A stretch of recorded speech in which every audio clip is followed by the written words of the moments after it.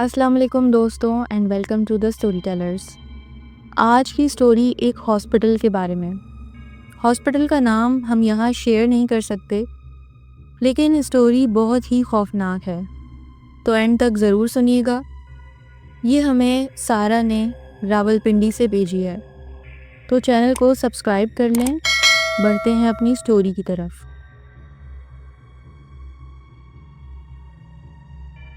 السلام علیکم، میں تقریباً 1 مہینے سے آپ کی ویڈیوز دیکھ رہی ہوں، تو میں نے سوچا کہ اپنے تجربات آپ کے ساتھ شیئر کروں۔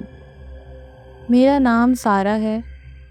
میں دراصل میڈیکل فیلڈ میں دلچسپی رکھتی ہوں، اور پھر میں نے کورس کیا اور سوچنا شروع کیا کہ شاید نرسنگ شروع کروں، کیونکہ مہنگائی بڑھ چکی ہے۔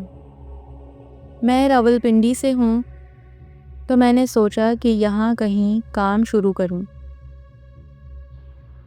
آج جو قصہ میں آپ کو سنانے جا رہی ہوں، میرے لیے آپ کو سنانا اتنا آسان نہیں ہے، کیونکہ وہ دن زندگی کے برے دنوں میں سے تھے۔ تقریباً 3 سال پہلے جنوری کا مہینہ تھا۔ میں نے مختلف ہاسپٹلز اور فیسلٹیز میں نرس کے طور پر کام کیا ہے۔ اس واقعے سے پہلے میں جس ہاسپٹل میں تھی، وہاں ایک گریاٹرک کیئر میں کام کرتی تھی، جو میرے گھر سے 30 منٹ دور تھا۔ مجھے بوڑھے مریضوں کے ساتھ کام کرنے کا تجربہ پہلے سے تھا، اس لیے یہ میرے لیے نیا نہیں تھا۔ میں اس ہاسپٹل میں صرف کچھ ہفتوں سے کام کر رہی تھی۔ میری شفٹ نائٹ کی تھی، اور آپ لوگ جلد ہی سمجھ جائیں گے کہ کیوں یہ میرا سیکنڈ ٹو لاسٹ شفٹ تھا اس ہاسپٹل میں، جبکہ اس رات کے شروع ہونے میں مجھے اس بات کا کوئی اندازہ نہیں تھا۔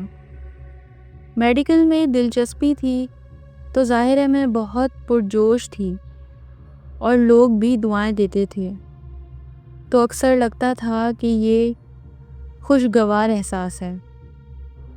یہ ایک پرائیویٹ ہاسپٹل تھا، وہاں زیادہ مریض ہوتے تھے۔ مجھے الزائمر وارڈ اسائن کیا گیا تھا۔ اس وارڈ کے پیشنٹس مجھ سے بہت محبت کرتے تھے۔ میرے جیسی ایک ینگ لڑکی جو اپنے 20s میں تھی، ان لوگوں کے درمیان جو عام طور پر اپنے ہی ذہنوں میں گم رہتے ہیں، ان کے لیے میں جیسے ایک تازہ ہوا کا جھونکا تھی۔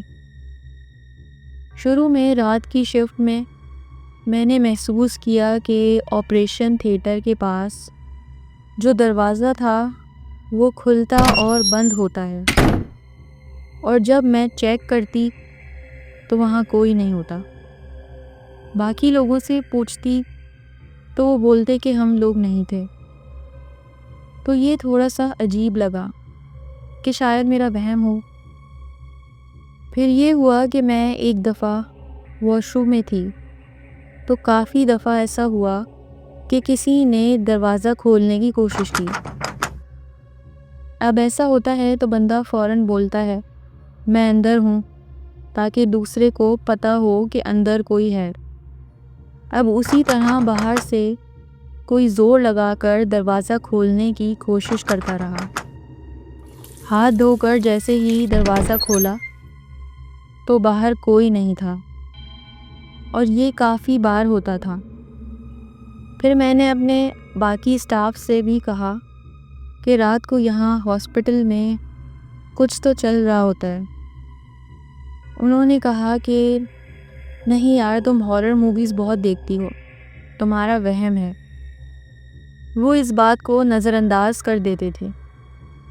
پھر میں نے رات کو ویل چیئر کا چلنا بھی نوٹس کیا، اور فریج کھلے ہوتے تھے اکثر، کیونکہ انجیکشن اندر ہوتے تھے تو انہیں صحیح طریقے سے بند کیا جاتا تھا، تو کون کھولتا تھا ان کو، کچھ پتہ نہیں چلتا تھا۔ اس رات میں شفٹ پر تھی اور نیند بہت کم لی تھی۔ میں نیگیٹو آورز آف سلیپ پر چل رہی تھی۔ اس رات میں کافی پیشنٹس دیکھ رہی تھی، مگر ایک آنٹی تھوڑی زیادہ بے چین تھیں۔ ان کا نام رخسانہ تھا۔ یہ میری پہلی رات تھی جب میں ان سے ڈیل کر رہی تھی۔ شاید وہ اسی دن آئی تھی، اور وہ مجھے بار بار بتاتی رہتی تھی جب بھی میں ان کے کمرے میں جاتی کہ وہ آوازیں سن رہی ہیں، اور کمرے میں کونے میں ایک آدمی جو کالے کپڑوں میں ہوتا ہے ان کو دکھتا رہتا ہے۔ جب جب وہ مجھے بتاتی میں انہیں سمجھاتی تھی اور ان کا ذہن دوسری چیزوں میں لگاتی تھی، پر وہ مستقل یہی بولتی رہتی، دیکھو وہ مجھے کیسے دیکھتا ہے، اور جب میں وہاں دیکھتی تو وہاں کوئی نہیں ہوتا۔ میرے لیے یہ سب ڈیل کرنا کوئی بڑی بات نہیں تھی۔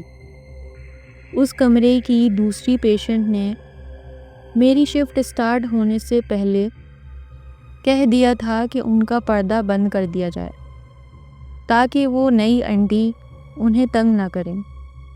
وہ جو دوسری پیشنٹ تھی وہ ایک اچھی عورت تھی جو میرے آس پاس ہمیشہ مسکراتی تھی، لیکن زیادہ کچھ کہتی نہیں تھی اور انہیں بھولنے کی بیماری تھی۔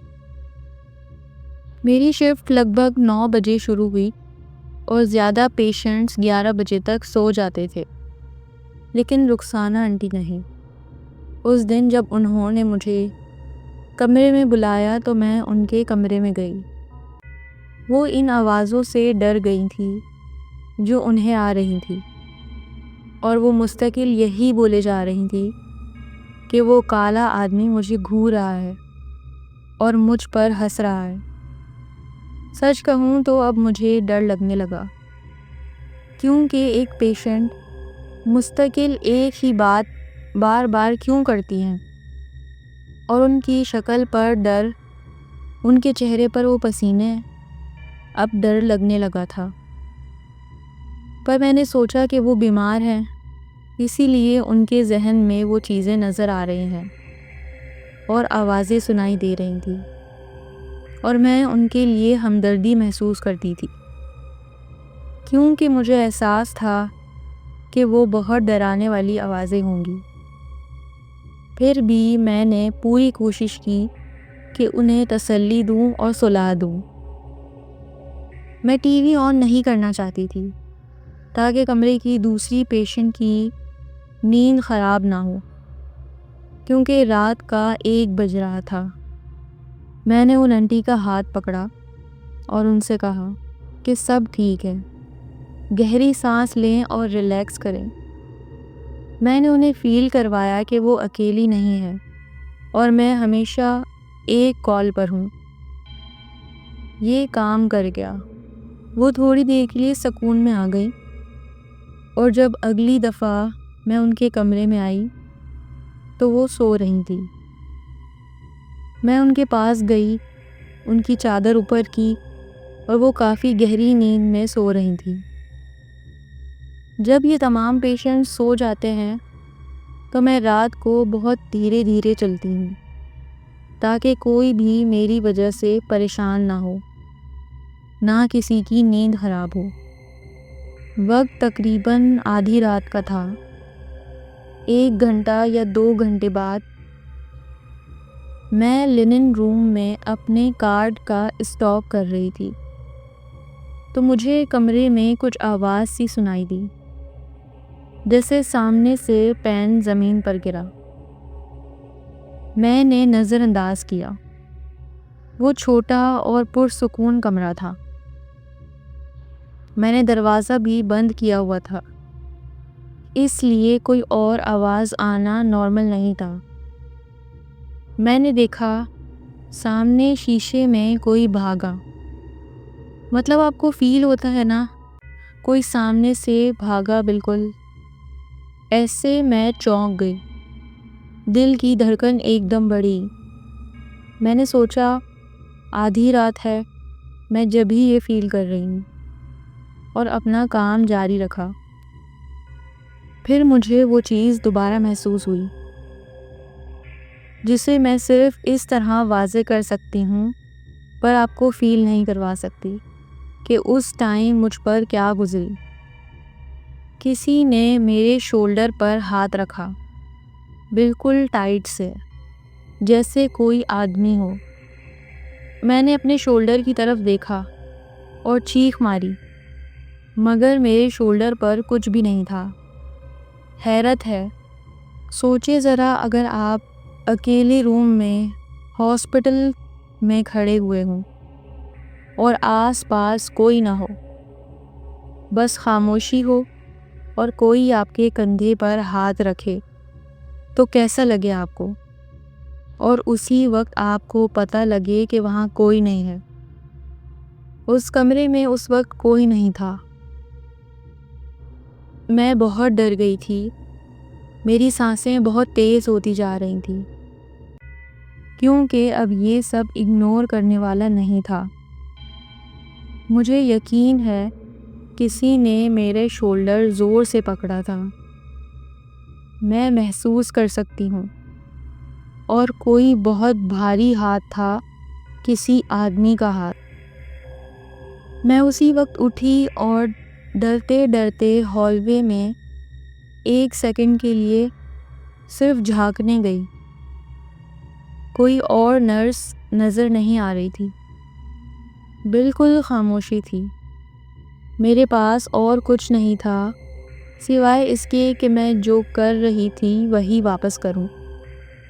میں نے کارٹ کو دوبارہ اسٹاک کرنا جاری رکھا جب تک وہ بھر نہیں گیا۔ پھر میں دروازے کی طرف پلٹی، اور جیسے ہی میں پلٹی، زمین پر گر پڑی، جیسے کسی نے مجھے زور سے دھکا دیا ہو۔ میں زور سے چیخنے لگی، میرا دل زور زور سے دھڑک رہا تھا، میں پسینہ پسینہ ہو گئی تھی، اٹھنے کی بالکل ہمت نہیں تھی، میں بے جان پڑی، بس چیخ رہی تھی۔ پھر میں نے دیکھا وہ دروازے کے باہر ایک آدمی کالے کپڑوں میں کھڑا تھا۔ وہ شیشے سے دیکھ رہا تھا اور مسکرا رہا تھا۔ میری چیخیں پورے وارڈ کو جگا دینے کے لیے کافی تھی۔ بچاؤ بچاؤ، میں چیختی جا رہی تھی۔ کچھ ہی سیکنڈ میں وہ آدمی شیشے کے دروازے سے غائب ہو گیا۔ ایسے کیسے وہ آنکھوں ہی آنکھوں میں غائب ہو گیا؟ کہاں چلا گیا تھا وہ، کچھ پتہ نہیں۔ میری آواز سن کر میری ایک فیلو نرس اندر آئی اور مجھے زمین پر پڑا دیکھ کر گھبرا گئی۔ اس نے مجھے اٹھایا اور پوچھا، کیا ہو گیا؟ تم نیچے کیوں گر گئی؟ اس نے میری مدد کی۔ میں نے اس سے پوچھا، کیا اس نے وہ آدمی کالے کپڑوں میں دیکھا؟ اس کا جواب تھا، کون سا آدمی؟ یہاں کوئی نہیں تھا۔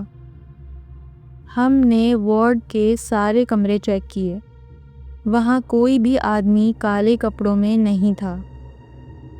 میری چیخوں سے وہ پیشنٹ رخسانہ آنٹی بھی جاگ چکی تھی، وہ کسی ہلکی سی نیند میں تھی۔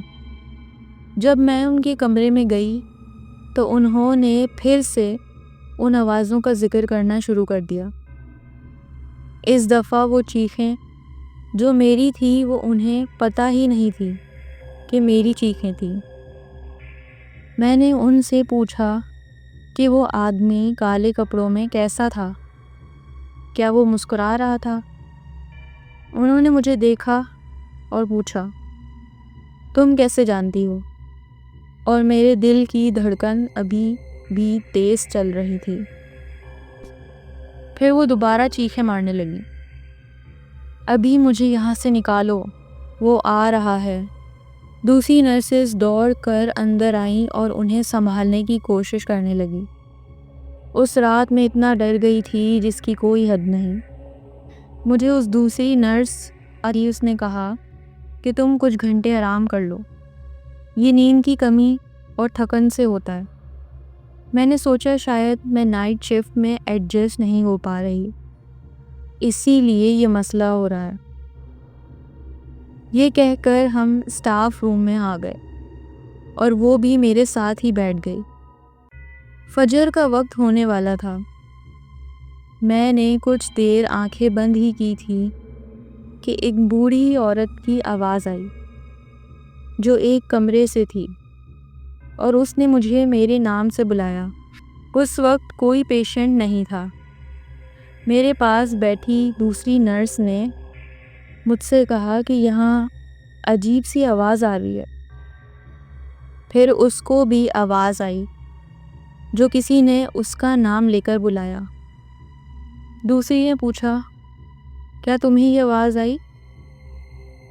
مجھے بھی بہت تیز محسوس ہوئی تھی اور میرے پیروں میں کپ کپی سی لگ گئی۔ اس وقت یہ کس چیز کی آواز تھی اور ہمارا نام کیسے پتہ چلا کسی کو؟ کیونکہ اگر مریض ہوتے تو وہ ہمیں عام طور پر اسٹاف کہہ کر بلاتے تھے۔ کسی کو ہمارا اصل نام زیادہ تر پتہ نہیں تھا۔ اس کے بعد اٹھنے کی ہمت نہیں ہوئی اور ہم دونوں نے بس اپنے کان پر ہاتھ رکھے اور دعائیں پڑھنا شروع کر دیں۔ وہ آوازیں زور سے بڑھتی گئیں اور وہ دوسری نرس روتے ہوئے دعائیں پڑھنے لگی، کیونکہ وہ آواز ایک عام بوڑھی عورت کی آواز سے تبدیل ہو کر ایک بھاری مرد کی آواز میں بدل گئی تھی۔ تھوڑی دیر بعد جب سب کچھ نارمل ہوا تو ہم نے باقی اسٹاف اور حتیٰ کہ ڈاکٹر سے بھی پوچھا۔ انہوں نے کہا کہ نہیں، ایسی کوئی بات نہیں ہے اور نہ ہی کوئی آواز آئی۔ لیکن مجھے اور اس دوسری نرس کو معلوم تھا کہ جو ہم نے سنا وہ اتفاق نہیں تھا، کہ صرف ہم دونوں نے محسوس کیا اور کسی نے نہیں۔ مہینے کا آخر تھا اور ہم دونوں نے فیصلہ کیا کہ نہیں یار، اب یہاں کام کرنا بہت بری چیز ہے۔ سب سے برا یہ تھا کہ کوئی بھی اسٹاف ہمارے واقعے پر یقین نہیں کرتا تھا۔ پھر ہم دونوں نے وہ نوکری چھوڑ دی۔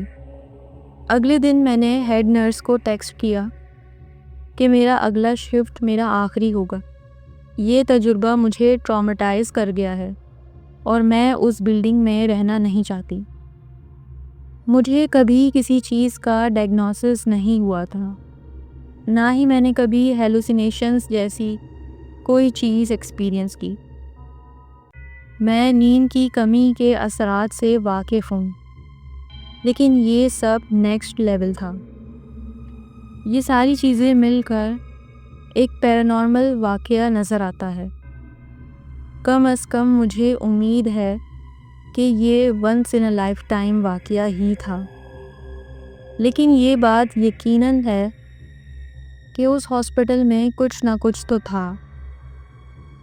میں اور وہ نرس ابھی بھی رابطے میں ہیں، مگر ہم دوبارہ کبھی اس جگہ، اس ہاسپٹل نہیں گئے، کیونکہ جب بھی میں اس کا ذکر کرتی ہوں وہ گھبرا جاتی ہے، اور میں بھول گئی بتانا کہ تمام اسٹاف نے ہماری جاب چھوڑنے کے بعد وہاں کچھ آوازیں سنی، جیسے کوئی پلیٹ صاف کر کے ریک میں رکھ رہا ہو۔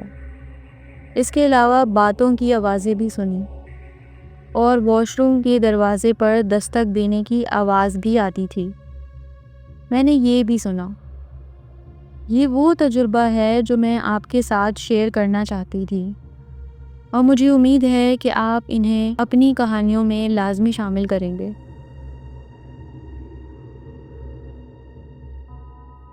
بہت شکریہ، آپ نے اپنی سٹوری ہم سے شیئر کی۔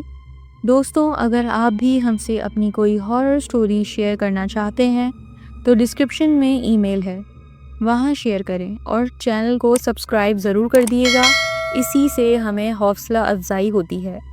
اپنا بہت خیال رکھیں، شکریہ۔